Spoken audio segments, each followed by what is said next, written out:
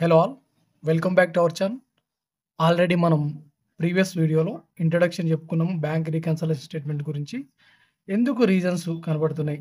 Cash book, passbook balances difference ఎందుకు కనపడుతుంది? Reason ఏంటనేది కూడా చూసాము.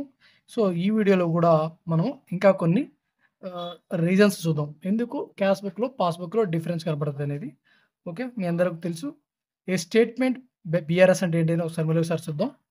A statement prepared to reconcile the balances of cash book and passbook is called as bank reconciliation statement అండి. ఈ bank reconciliation statement every month గాని, quarterly గాని, half yearly గాని, ఇయర్లీ గాని చేస్తారు. అంటే వాళ్ళ యొక్క ఆర్గనైజేషన్ యొక్క కన్వీనియన్స్ బట్టి. ఓకేనా? ఇంక మనకు తెలుసు క్యాష్ బుక్ అంటే ఒక ఆర్గనైజేషన్ డైలీ క్యాష్ ట్రాన్సాక్షన్స్ అన్నీ కూడా ఒక బుక్‌లో రాసుకుంటుంది. దాన్నే మనం క్యాష్ బుక్ అంటాము. నెక్స్ట్ పాస్‌బుక్ అంటే మనము మన బిజినెస్ ఒక బ్యాంక్ అకౌంట్‌ని కలిగి ఉంటుంది. ఆ బ్యాంక్ అకౌంట్‌లో ఉన్న ట్రాన్సాక్షన్స్ అన్నీ కూడా పాస్‌బుక్‌లో మనకు ఉంటాయి. ఓకే. బ్యాంక్ వాళ్ళు మనకిస్తారు ఆ పాస్‌బుక్‌ని. సో, దాంట్లో మన బ్యాంక్ యొక్క ట్రాన్సాక్షన్స్ అన్నీ కూడా దాంట్లో ఉంటాయి పాస్‌బుక్‌లో. సో, అదే అండి పాస్‌బుక్ అంటే ఏంటి? క్యాష్ బుక్ అంటే ఏంటి? డిఫరెన్సు. నెక్స్ట్ ఇక ఎప్పుడు గూడా క్యాష్ బుక్‌లో ఫేవరబుల్ బ్యాలెన్సే ఉంటుందండి maximum. Cash book debit balance ఎప్పుడు కూడా రిసిప్ట్ సైడ్ ఎక్కువుంటది.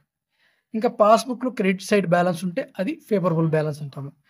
క్యాష్ బుక్‌లోనేమో డెబిట్ సైడ్ బ్యాలెన్స్ ఉంటే ఫేవరబుల్ బ్యాలెన్సు. పాస్‌బుక్‌లో క్రెడిట్ సైడ్ బ్యాలెన్స్ ఎక్కువుంటే అది ఫేవరబుల్ బ్యాలెన్స్. ఎందుకంటే ఇప్పుడు సపోజ్‌కి ఇక్కడ ఇంకో అన్‌ఫేవరబుల్ బ్యాలెన్స్ అంటే ఏంటో చూద్దాం ఒకసారి. Unfavourable balance or over draft balance. Cash book credit balance, passbook debit balance. ఈ రెండు కూడా ఓవర్ డ్రాఫ్ట్ బ్యాలెన్స్ లేదా అన్‌ఫేవరబుల్ బ్యాలెన్స్‌నయితే చూపిస్తాయి. ఓకేనా? ఇక్కడ క్యాష్ బుక్ ఉంది. క్యాష్ బుక్‌లో ఇవి పేమెంట్స్ క్రెడిట్ సైడు. ఇవి డెబిట్ సైడ్ రిసిప్ట్స్ అండి. మనకు వచ్చేదానికంటే పోయేది ఎక్కువుంటే అది మనకు ఫేవరబుల్ బ్యాలెన్స్ ఏ విధంగా అవుతుంది? కాదు కదా! సో, ఇక్కడ చూడండి. రిసిప్ట్ సైడ్ 7,000 వచ్చినియి. పేమెంట్ సైడ్ 5,000 పోయినియి. సో, అంటే మనకు రిసిప్ట్ సైడ్ ఎక్కువుంది కాబట్టి సో, ఇంకా మనకు 2,000 మనీ అనేది మన క్యాష్ బుక్‌లో ఉంది. సో, ఇది ఫేవరబుల్ బ్యాలెన్స్. ఇటు సైడ్ చూడండి. మనకు పాస్‌బుక్‌లో డిపాజిట్స్ ఆర్ రిసిప్ట్ సైడ్‌న మనకు 7,000 ఉంది. కానీ ఇటు సైడ్ పేమెంట్ సైడు అంటే పాస్‌బుక్‌లో డెబిట్ సైడు 5,000 అనేది మనకు పేమెంట్ చేసేసాము వేరే వాళ్ళకి. సో, ఇంకా ఇక్కడ 7,000 ఇక్కడ 5,000 ఉంది. పేమెంట్ సైడ్ ఏమో 5,000 receipt side or deposit side 7,000 ఉంది. అంటే ఇంకా 2,000 అంటే ఈ 7,000 నుంచి 5,000 పోతే 7,000లో నుంచి 5,000 పోతే ఇంకా 2,000 మన దగ్గర ఇక్కడ ఉంది. క్రెడిట్ సైడ్‌న పాస్‌బుక్‌లో. ఇక్కడ డెబిట్ సైడ్‌న ఈడ కూడా అంతే. 2,000 అనేది ఇంకా ఉంది. డెబిట్ సైడ్ క్యాష్ బుక్‌లో. ఓకేనా? సో, దీన్ని మనం ఫేవరబుల్ బ్యాలెన్సెస్ అంటాం. సో, ఇక్కడ చూడండి. సపోజ్‌కి ఇక్కడ చూడండి. ఇక్కడ క్యాష్ బుక్‌లో పేమెంట్ సైడ్ ఏమో 9,000 ఉంది.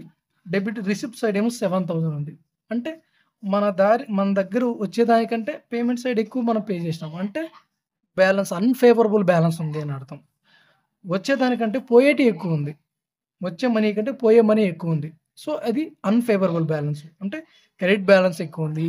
క్యాష్ బుక్‌లో క్రెడిట్ బ్యాలెన్స్ ఉంటే, పాస్‌బుక్‌లో డెబిట్ బ్యాలెన్స్ ఎక్కువుంటే, దాన్ని మనం అన్‌ఫేవరబుల్ బ్యాలెన్స్ అంటాము. సపోజ్‌కి మన బ్యాంక్ అకౌంట్‌లో 7,000 డబ్బులుందండి. సో, 7,000 డబ్బులుంటే మనం ఒక వస్తువుని పర్చేజ్ చేయాలనుకున్నాం. ఒక కమోడిటీని పర్చేజ్ చేయాలనుకున్నాం. సపోజ్‌కి మొబైల్‌నే పర్చేజ్ చేయాలనుకుంటున్నాం.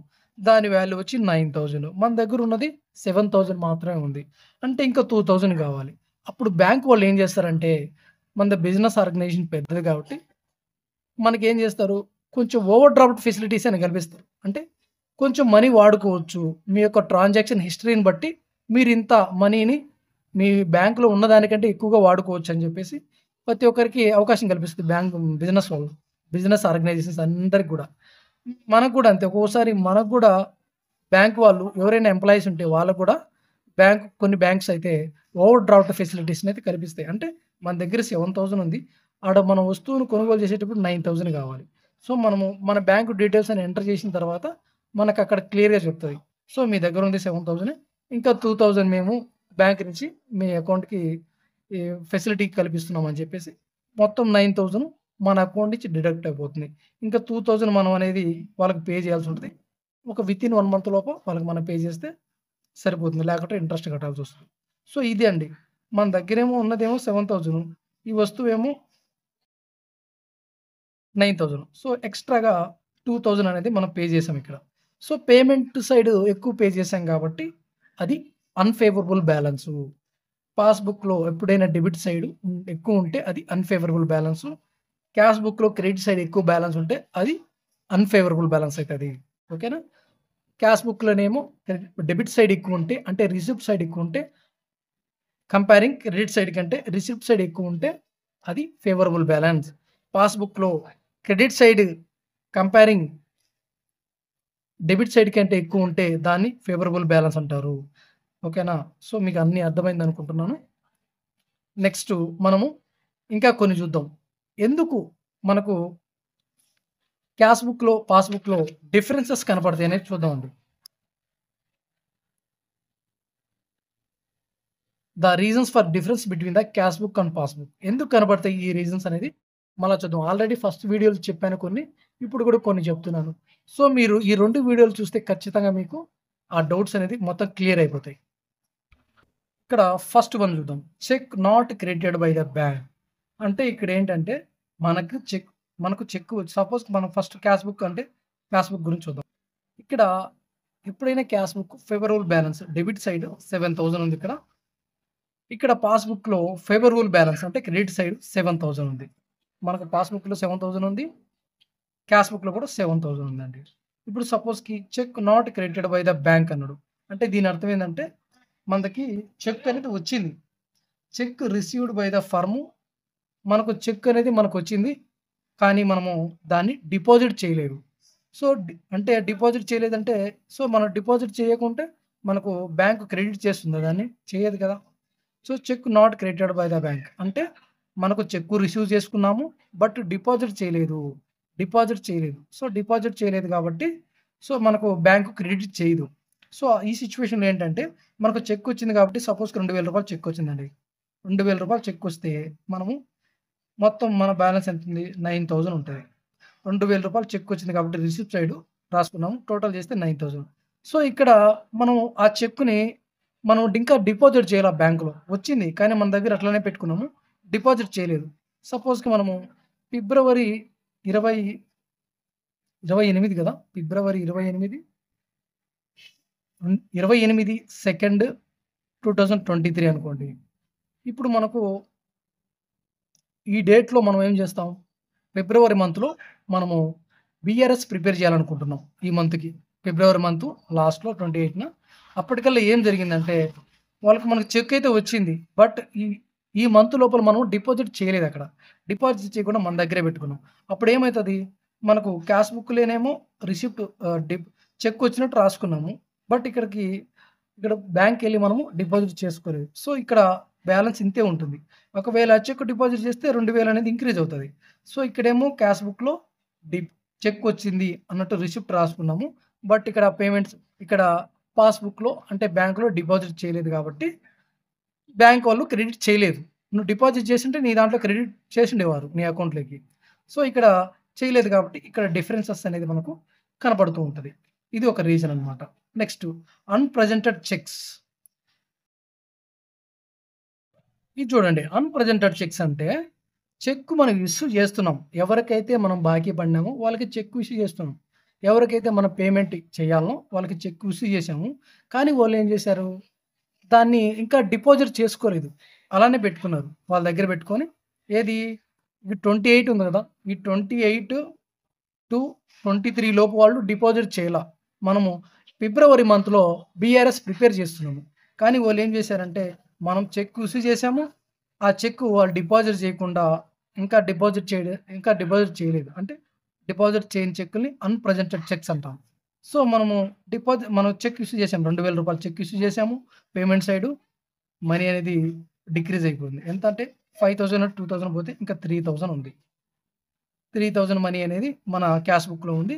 ఇంకిక్కడొచ్చేసి మనం చెక్ అయితే ఇష్యూ చేసాం గానీ, వాళ్ళు మనం ఎవరైతే మనకు చెక్ ఇష్యూ చేసామో వాళ్ళింకా బ్యాంక్‌లో డిపాజిట్ చేసుకోలేదు. బ్యాంక్‌లో డిపాజిట్ చేయకపోవడం వల్ల ఆ మనీ అనేది ఇటు బ్యాంక్‌లో వాళ్ళు డిపాజిట్ చేస్తే మనకి మనీ అనేది 2000 డిక్రీజ్ అయిపోతది. వాళ్ళు ఇంకా దాన్ని డిపాజిట్ చేసుకోవాల. అంటే వాళ్ళు ఇంకా దాన్ని క్యాచ్ చేసుకొని వాళ్ళ అకౌంట్‌లోకి పంపించుకోలేదు. సో, అందుకని ఈ 5000 అలానే ఉంటుంది. సో, ఇందు ఇందుకనేసి అన్‌ప్రెజెంటెడ్ చెక్స్ వల్ల మనకు పాస్‌బుక్‌లో డిఫరెన్సెస్ అనేది కనపడతాయి. Next credit transfers. ఇప్పుడు ఇప్పుడేంటంటే క్రెడిట్ ట్రాన్స్‌ఫర్స్ అంటే సపోజ్‌కి మన సంస్థలో నుంచి, మన కంపెనీలో నుంచి కొంతమంది గూడ్స్ తీసుకెళ్లారండి. మనం ఏం చెప్తాం? అయ్యా! ఈ అకౌంట్ నంబర్‌కి మీరు ఇవ్వవలసిన మనీ ట్రాన్స్‌ఫర్ చేయండి అని చెప్తాం. వాళ్ళేం చేస్తారు? మనకు వాళ్ళకి చెప్పినట్టుగానే మన అకౌంట్‌కి మనీ అనేది ట్రాన్స్‌ఫర్ చేస్తారు. ట్రాన్స్‌ఫర్ చేస్తే ఏమవుతుంది? మనకిక్కడ డైరెక్ట్‌గా ఈ పాస్‌బుక్‌లో అంటే బ్యాంక్ బుక్ పాస్‌బుక్‌లో ఈ క్రెడిట్ సైడ్ యాడ్ అయిపోతుంది. వాళ్ళు సపోజ్ మనకొక 4000 ఇవ్వాలనుకోండి. ఈ 4000 మనకు ఈ క్రెడిట్ సైడ్‌న యాడ్ అయిపోతుంది. సో, టోటల్ చేస్తే మనకు రూ. 14,000 అనేది అయింది. కానీ మనకు ఈ క్యాష్ బుక్‌లో ఆ విషయం మనకు తెలీదు కదా! ఎప్పుడైతే మనము పాస్‌బుక్‌లో ఆ ట్రాన్సాక్షన్ యొక్క హిస్టరీని చూస్తామో, బ్యాంక్‌కెళ్ళి ప్రింట్ చేయించుకొనొస్తామో, లేదా మినీ స్టేట్‌మెంట్ చూస్తామో, బ్యాంక్‌కెళ్ళి మినీ స్టేట్‌మెంట్ చూసినా కూడా మనకు తెలిసిపోతుందనమాట. ఎప్పుడైతే చూస్తామో అప్పుడు తెలుస్తుంది. అప్పుడు దాకా మనకు ఈ డిఫరెన్సెస్ అనేది మనకు తెలీదు. ఇక్కడేమో 10,000 ఉంటుంది. అక్కడేమో మనకివ్వవలసిన కస్టమరు మనకు 4,000 మన బ్యాంక్ అకౌంట్‌కి ట్రాన్స్‌ఫర్ చేయటం వల్ల ఇక్కడ మన మనీ పెరిగిపోయింది. అంటే క్రెడిట్ సైడ్ మన యొక్క మనీ అనేది ఇంక్రీజ్ అయింది. ఇక్కడ ఇంకా మనకు ఆ విషయం తెలీదు గాబట్టి, ఈ విషయం మనకెప్పుడు తెలుస్తుందంటే, మనం బ్యాంక్‌కెళ్ళి మినీ స్టేట్‌మెంట్ గాని, పాస్‌బుక్‌లో ట్రాన్సాక్షన్ హిస్టరీని గాని ప్రింట్ చేసుకొనొచ్చినప్పుడు మాత్రమే ఈ విషయం మనకు తెలుస్తుంది. అందుకనే మనకు ఇక్కడ డిఫరెన్సెస్ అనేది వస్తాయి. Next bank charges. బ్యాంక్ ఏం చేస్తుందంటే, బ్యాంకు సర్వీస్ చార్జెస్ అని లేదా ఏదన్నా బ్యాంక్ చేసిన సేవలకు గాను వాళ్ళు కొంచెం బ్యాంక్ బ్యాంకు బ్యాంక్ వాళ్ళు మన పాస్‌బుక్‌లో మన అకౌంట్‌లోంచి మనీ కొంచెం కట్ చేయడం జరుగుతుంది. బ్యాంక్ చార్జెస్‌కి గాను. సపోజ్‌కి ఒక రూ. 500 కట్ చేసుకున్నారనుకుందాం బ్యాంక్ వాళ్ళు. బ్యాంక్ వాళ్ళు ఏం చేస్తారు? మన పాస్‌బుక్‌లో అంటే మన అకౌంట్‌లోంచి పేమెంట్ సైడ్ నుంచి సారీ 500 పేమెంట్ సైడ్ 500 డిడక్ట్ చేసుకున్నారనుకోండి. ఇక్కడేమవుతది? 2000 నుంచి 500 పోతే అంటే మనకు ఉన్నది డిపాజిట్స్ రూ. 2000 ఇక్కడ మనము వాళ్ళు కట్ చేసుకున్నారు కదా! బ్యాంక్ చార్జెస్ కని ఒక 500 ఇది పేమెంట్ సైడ్, ఇది deposit side or receipt side ఇది. ఇది బ్యాంక్ పాస్‌బుక్‌లో. ఇక్కడేమో క్యాష్ బుక్‌లో రిసిప్ట్ సైడ్ ఇక్కడ, పేమెంట్ సైడ్ ఇక్కడ. డెబిట్ సైడ్ ఏమో రిసిప్ట్ సైడు, పేమెంట్ సైడ్ ఏమో క్రెడిట్ సైడ్ ఇక్కడ. ఓకేనా? ఇది గుర్తుపెట్టుకోండి బాగా. నెక్స్ట్ ఏమవుతుందండి? ఈ 2000 నుంచి 500 పోతే 1500 ఉంటది. ఎక్కడ? పాస్‌బుక్‌లో క్రెడిట్ సైడ్ బ్యాలెన్సు 1500 ఉంటుంది. ఇక్కడేమో క్యాష్ బుక్‌లో 2000 అలానే ఉంటుంది. ఎందుకుందంటే ఇక్కడేమో బ్యాంక్ చార్జెస్ డైరెక్ట్ బ్యాంక్ వాళ్ళు ఏం చేస్తారంటే డైరెక్ట్ డిడక్ట్ చేసుకుంటారు. ఈ విషయం మనకెప్పుడు తెలుస్తుంది? మనం ఎప్పుడైతే మినీ స్టేట్‌మెంట్ గాని, పాస్‌బుక్‌లో ఆ ట్రాన్సాక్షన్ హిస్టరీని గాని ప్రింట్ చేసుకొనొస్తే బ్యాంక్‌కెళ్ళి మనం వాళ్ళనడిగితే వాళ్ళు మన పాస్‌బుక్‌లో ప్రింట్ చేసిస్తారు. అప్పుడు మాత్రమే తెలుస్తుంది. అందుకని ఇక్కడ డిఫరెన్సెస్ అనేది కనపడుతుంది. నెక్స్ట్ అండి. Standing order. ఈ స్టాండింగ్ ఆర్డర్స్ అంటే ఏం లేదండి. మనం ఎవరి దగ్గరైనా ఎక్కువ మొత్తంలో అమౌంట్ లోన్‌గా తీసుకున్నప్పుడు, మనము బ్యాంక్ వాళ్ళకి ఏం చెప్తాం? పర్మిషన్స్ ఇస్తామనమాట. నేను పలానా వాళ్ళ దగ్గర మనీ అప్పుగా తెచ్చుకున్నాను. సో, పర్ మంత్లీ ఇంత వాళ్ళకి మా నా అకౌంట్ మా బిజినెస్ అకౌంట్‌లోంచి వాళ్ళకి ట్రాన్స్‌ఫర్ చేయండి అని చెప్తాం. సో, అప్పుడేం చేస్తారంటే వాళ్ళు డైరెక్ట్‌గా వాళ్ళే మన బ్యాంక్ అకౌంట్ నుంచి మనీని డిడక్ట్ చేస్తారు. సపోజ్‌కి ఒక రూ. 2000 డిడక్ట్ చేసుకున్నారనుకుందాం. ఏది మనం వేరే వాళ్ళకి ఇవ్వవలసి ఉండగా పర్ మంత్లీ 2000 వాళ్ళకి ట్రాన్స్‌ఫర్ చేయండి అని మనం చెప్పడం వల్ల డైరెక్ట్ బ్యాంక్ వాళ్ళు డిడక్ట్ చేసేస్తారు. అప్పుడు బ్యాంక్ సైడు ఎంత బ్యాలెన్స్ ఉంటది?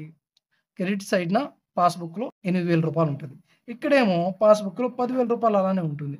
ఎందుకంటే ఈ విషయం మనకు తెలీదు గదా! ఈ విషయం మనకు తెలియాలంటే మనం పాస్‌బుక్ చూసుకుంటే గాని మనకు తెలీదు. ఓకేనా? సో, అందుకనే మనకు డిఫరెన్సెస్ అనేది కనపడతాయి. నెక్స్ట్ డైరెక్ట్ డెబిట్స్ అండి. డైరెక్ట్ డెబిట్స్ అంటే సపోజ్‌కి ఇది కూడా సేమ్ అండి. డైరెక్ట్ డెబిట్స్ అంటే మనం ఎవరికైనా కూడా మనీ బాకీ పడినా, లేదా ఎవరి దగ్గర మనం మనీ తెచ్చుకున్నా, మనం ఏం చేస్తామంటే వాళ్ళకు పర్మిషన్స్ ఇస్తాం. డైరెక్ట్‌గా మా బ్యాంక్ అకౌంట్ నుంచి వాళ్ళకి మంత్లీ ఇంత ట్రాన్స్‌ఫర్ చేయండి అనేసి పర్మిషన్ ఇస్తాం. అందుకని ఏమైతుందంటే ఇక్కడ మనకు ఒక డైరెక్ట్ డెబిట్ చేస్తాడు. ఎంత చేస్తారు? సపోజ్ రూ. 1000 పేమెంట్ చేశారనుకోండి మన బ్యాంక్ అకౌంట్‌లో నుంచి. ఇంకెంత మిగులుతుంది ఇక్కడ? 4000 ఉంటది. ఇక్కడేమో 5000 అలానే ఉంటుంది. సో, ఈ విషయం మనకెప్పుడు తెలుస్తుంది? మనం బ్యాంక్‌కెళ్ళి ట్రాన్సాక్షన్ హిస్టరీ చూస్తే గానీ, పాస్‌బుక్‌లో హిస్టరీ చూస్తే గానీ తెలీదు. సో, అందుకని ఇక్కడ డిఫరెన్సెస్ కనపడుతున్నాయి. నెక్స్ట్, నెక్స్ట్ ఏంటి? Interest on over draft are loans. Over drafts మీద గానీ, లోన్స్ మీద గానీ ఇంట్రెస్ట్ అనేది మనకు డిడక్ట్ చేసుకుంటాయి. అప్పుడు డైరెక్ట్‌గా పాస్‌బుక్‌లోంచి ఒక 2000 ఇంట్రెస్ట్ డిడక్ట్ చేశారనుకోండి. ఇంకా ఎంత రిమైనింగ్ బ్యాలెన్స్ ఉంటది? 4000 ఉంటది. ఇక్కడేమో 6000 అలానే ఉంటది. ఎందుకంటే సో, వాళ్ళు డిడక్ట్ చేసుకున్నట్టు మనకింకా తెలీదు గాబట్టి, ఆ విషయం తెలియాలంటే మనం పాస్‌బుక్‌లో ట్రాన్సాక్షన్ హిస్టరీ చూడాలి. లేదా మినీ స్టేట్‌మెంట్ చూడాలి. అప్పుడు ఈ రెండిటిని కంపారిజన్ చేసుకుంటే అప్పుడు మనకు తెలుస్తది. ఓహ్! వాళ్ళిక్కడ మనకు ఓవర్ డ్రాఫ్ట్ మీద ఇంట్రెస్ట్ కట్ చేసుకున్నారు. అందుకే నాకు 4000 ఇక్కడ కనపడుతుంది అని అప్పుడు తెలుస్తుంది. అప్పుడు మనం ఏం చేస్తాం? పేమెంట్ సైడ్ ఒక 2000 ఇటు సైడ్ రాసుకొని అప్పుడు ఈక్వల్ చేసుకుంటాం. ఓకేనా? ఈ విధంగా మనకు డిఫరెన్సెస్ అనేది తెలుస్తుంది. నెక్స్ట్ అండి. Dishonoured cheques or bills. Cheques లేదా బిల్స్ డిజానర్ అయినప్పుడు, ఆ బిల్లు చెల్లనప్పుడు ఇక్కడ సపోజ్‌కి మనకు చెక్ వచ్చిందండి. చెక్ వచ్చింది. చెక్ వస్తే మనం ఒక రూ. 2000 చెక్ వచ్చిందనుకోండి. క్యాష్ బుక్‌లో రిసిప్ట్ సైడ్ మనం రూ. 2000 రాసుకుంటాం. అది మనం తీరా బ్యాంక్‌కి తీసుకెళ్ళి డిపాజిట్ చేస్తే చెక్ అనేది బౌన్స్ అయితుంది. అంటే సఫిషియంట్ మనీ లేకపోవడం వల్ల బౌన్స్ అయిపోయింది. అప్పుడేమవుతుంది? ఇక్కడ ఎటువంటి చేంజెస్ అనేది ఉండదు. ఒకవేళ మనీ ఉనుంటే 2000 అనేది ఇక్కడ యాడ్ చేసుకునేవాళ్ళం. ఇక్కడ 2000 యాడ్ చేసేవాళ్ళం. ఒకవేళ అది కూడా బిల్లు బౌన్స్ కాకుండా ఉనింటే మనం 2000 యాడ్ చేసుకొని 8000 వచ్చేది ఇక్కడ కూడా. సో, ఇక్కడ చెక్ అనేది డిజానర్ అయిపోవడం వల్ల అంటే చెల్లకపోవడం వల్ల మనకిక్కడ అమౌంట్ అనేది పెరగలేదు. పాస్‌బుక్‌లో ఇంక్రీజ్ కాలేదు క్రెడిట్ సైడ్. ఓకేనా? సో, అందుకని మనకు డిఫరెన్సెస్ అనేది ఇక్కడ క్లియర్‌గా కనపడతాయి. నెక్స్ట్ అండి. Errors committed in recording transactions by the firm. సపోజ్‌కి మనము క్యాష్ బుక్‌లో ఒక ట్రాన్సాక్షన్స్ మర్చిపోయామనుకోండి. ఒక ట్రాన్సాక్షన్ మర్చిపోయి సపోజ్‌కి మనకు చెక్ వచ్చింది. చెక్ ఒక రూ. 2000 చెక్ వచ్చింది. అది మనము మర్చిపోయామనుకుందాం. మర్చిపోతే ఇక్కడ ఏం చేస్తాం? మర్చిపోయి బ్యాంక్ రాసుకోలేం. క్యాష్ బుక్‌లో చెక్ వచ్చినట్టు మనం రాసుకోలేదు మనీ వచ్చినట్టు. మనం ఏం చేస్తున్నాం? మనము బ్యాంక్‌కెళ్ళి దాన్ని డిపాజిట్ చేసాం. డిపాజిట్ చేస్తున్నాం. అది కూడా పేమెంట్ అయిపోయి క్రెడిట్ చేసేసాడు. రూ. 2000 క్రెడిట్ చేసేసాడు అక్కడ. 7000 వచ్చేసింది ఇక్కడ. 7000 ఉంది. కానీ ఇక్కడ మనము ఆ బిల్ వచ్చినట్టు మనం రాసుకోకుండా మర్చిపోయాం. మర్చిపోవడం వల్ల ఇక్కడ మనకు డిఫరెన్సెస్ అనేది కనబడుతున్నాయి. నెక్స్ట్ ఇక్కడ చూడండి. Errors committed in recording transaction by the bank. ఒక్కోసారి బ్యాంకు తరపు నుంచి కూడా ట్రాన్సాక్షన్స్ మిస్టేక్స్ అయితా ఉంటాయి. సపోజ్‌కి మీరు న్యూస్‌లో రీసెంట్‌గా వినుంటారు. ఏ విధంగానంటే ఒక ఆయన అకౌంట్‌లోకి ఆహ్, కొన్ని కోట్లు ట్రాన్స్‌ఫర్ అయినాయి. ఆయన అకౌంట్‌లో గట్టిగా చూస్తే 5000 కూడా ఉండదు. అలాంటి ఆయన అకౌంట్‌లకి 5 లాక్స్ అంటున్నా. 5 లాక్స్ కానీ, 1 క్రోర్ గాని ట్రాన్స్‌ఫర్ అయింది అన్నట్టు మనం చాలా సార్లు న్యూస్‌లో వినుంటాం. ఓకేనా? సో, ఇలాంటి బ్యాంక్ వాళ్ళు చేసే మిస్టేక్స్ వల్ల కూడా మన యొక్క క్రెడిట్ బ్యాలెన్సెస్ అనేది పెరుగుతుంది పాస్‌బుక్‌లో. సపోజ్‌కి బై మిస్టేక్ అయ్యి ఏమవుతుందంటే బై మిస్టేక్ అయ్యి రూ. 1,00,000 మన బ్యాంక్ అకౌంట్‌కి వేరే వాళ్ళు ట్రాన్స్‌ఫర్ చేశారు. అది బ్యాంక్ మిస్టేకా? లేకుంటే వాళ్ళు పంపించినోళ్ళ మిస్టేకా మనకు తెలీదు. బస్ట్ ఇక్కడ 1,00,000 రూపీస్ అనేది ట్రాన్స్‌ఫర్ చేయడం జరిగింది. ఓకేనా? అయితే ఇక్కడ 1,05,000 అనేది ఉంటది. సో, ఇక్కడేమో మన క్యాష్ బుక్‌లో అంతే బ్యాలెన్స్ ఉంటది. ఎందుకంటే మనకు ఎటువంటి ఇన్ఫర్మేషన్ ఉండదు కదా! మనం బ్యాంక్‌కెళ్ళి పాస్‌బుక్ ట్రాన్సాక్షన్ చూసిన దాకా మనకు తెలీదు కదా! వాళ్ళెవరో మనకింత ఏసారనేసి.